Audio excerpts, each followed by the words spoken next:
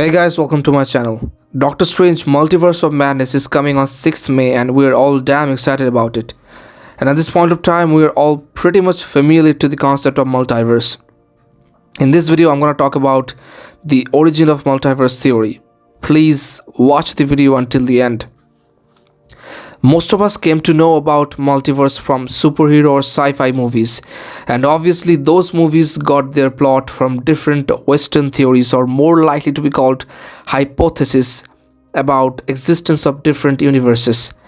Now what if I told you that Marvel and DC stole their multiverse concept from some sources and the creator of those sources never got their credit in this whole planet?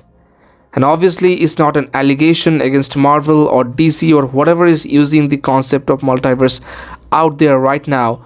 But as you noticed, there are gods of different cultures in the superhero universes. For example, Thor or Zeus.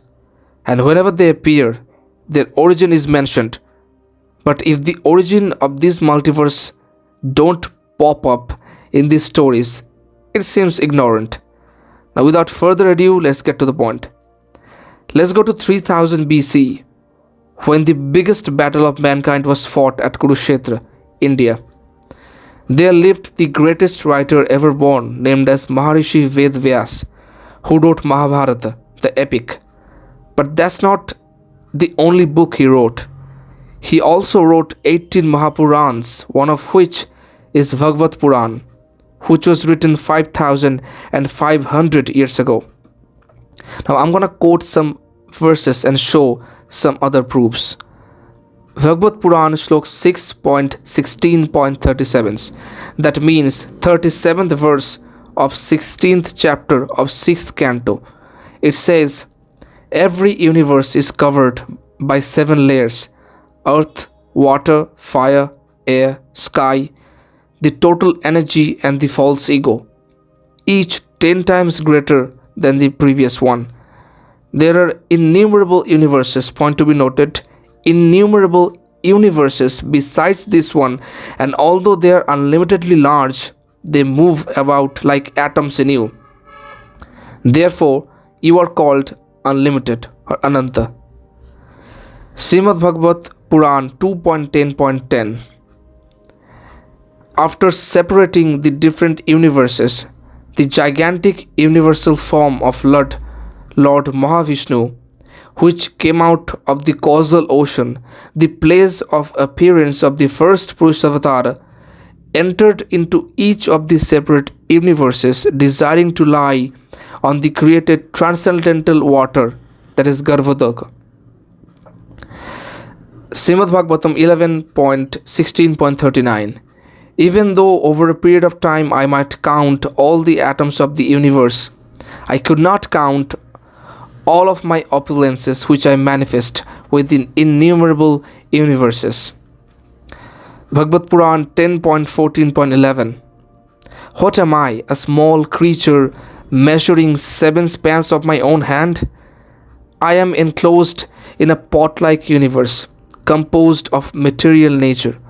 The total material energy, false ego, ether, air, water and earth.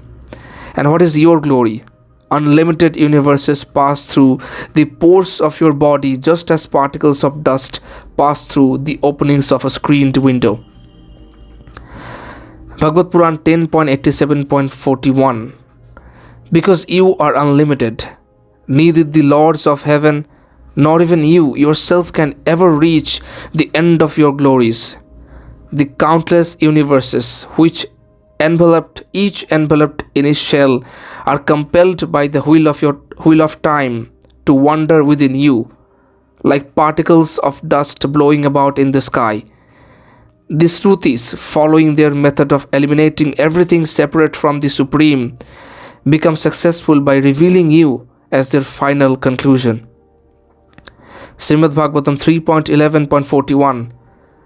The layers or elements covering the universes are each 10 times thicker than the one before, and all the universes clustered together appear like atoms in a huge combination. There are many other shlokas in Bhagavad Puran which elaborates the description of the different universes. Description of multiverse also exists in Brahma Vaivarta Purana and Skanda Purana. There is an event mentioned in the 10th canto of Srimad Bhagavatam. One day, Lord Brahma, the creator of the universe, heard about Krishna and that Krishna is none other than God himself. He also got to know that Krishna has recently killed a demon in the form of a huge python named Aghasura. According to Brahma, this cowherd boy Krishna has deceived the innocent people of Braj and is making them fool. So he decided to test Krishna and wanted to teach him a lesson. Brahma stole all the calves and all friends of Krishna. Krishna didn't even take time to realize what has happened and who's done this act, because he knows everything happened or not happened. He simply produced all the cowherd boys along with calves from his body. Brahma couldn't believe his eyes and got extremely baffled. He prayed to Krishna to give him divine vision. To see his amazement, Krishna explained him that he is Brahma, or creator of just one universe.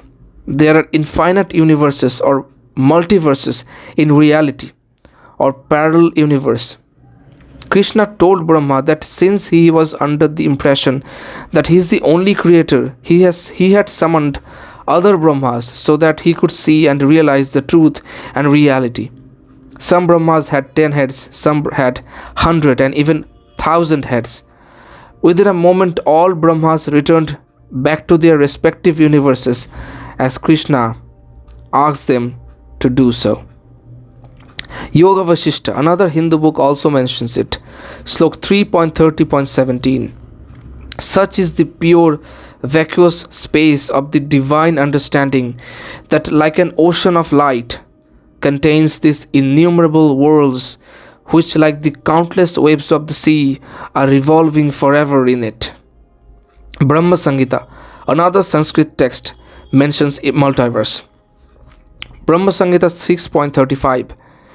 He is an undifferentiated entity, as there is no distinction between potency and the possessor thereof. In his work of creation of millions of worlds, his potency remains inseparable. All these universes exist in him, and he is present in his fullness in every one of the atoms that are scattered throughout the universe at the same time. Such is the primeval Lord whom I adore. Brahma Samhita 6.31. I worship Govinda, the primeval Lord, round whose neck is swinging a garland of flowers beautified with the moon locket, whose two hands are adorned with the flute and jeweled ornaments, who always revels in pastimes of love, whose graceful threefold bending form of Shyamashundara is eternally manifest. There is a famous Hindi epic called Rashmirathi, written by Ramdhari Singh Dinkar. It was published in 1952, almost 30 years before the birth of the most popular origin of multiverse from the West, inflation theory. In the 3rd chapter of the book, Dinkar writes, Drigh ho to drish akand dekh, mujh mein sara brahmand dekh. Char achar jib jag shar akshar, nashar manushya surjati amar.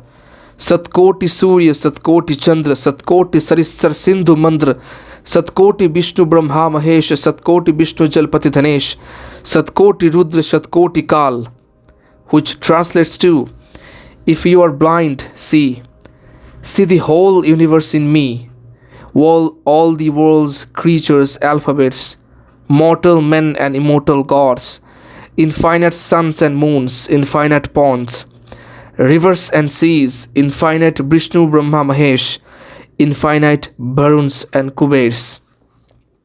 There is one trio of Brahma, Vishnu, Mahesh in every universe. Infinite trios denote infinite universes, that is multiverse.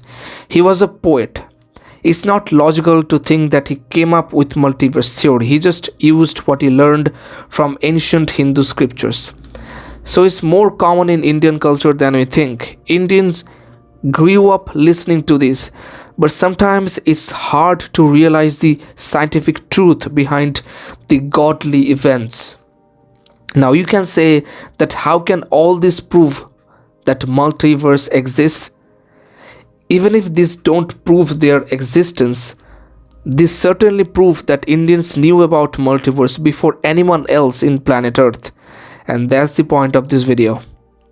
All these and many more prove multiverse theory much before West ever knew it, and it's not like the theory was developed in later times in Western countries, but when invasions happened to India, all the scriptures were stolen and it traveled to the West.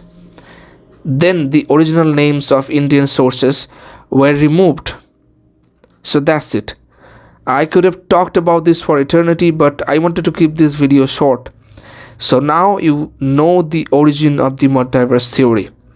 Thanks for watching.